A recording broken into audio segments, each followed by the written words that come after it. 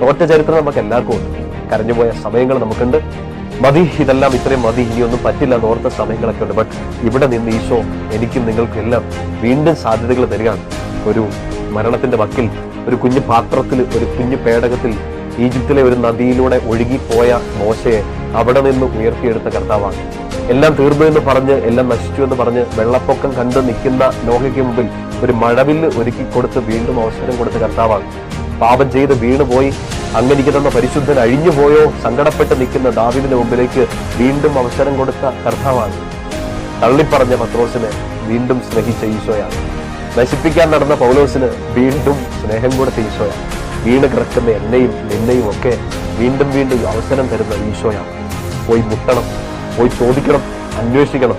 നിനക്കുള്ള ഏറ്റവും വലിയ സ്വത്തും നിനക്കുള്ള ഏറ്റവും വലിയ ആശ്വാസവും നിന്നെ കാത്തിരിക്കുന്ന, നിനക്ക് വേണ്ടി ചെവി തുറന്നിരിക്കുന്ന, ഹൃദയം തുറന്നിരിക്കുന്ന ഈശോ തന്നെയാണ്.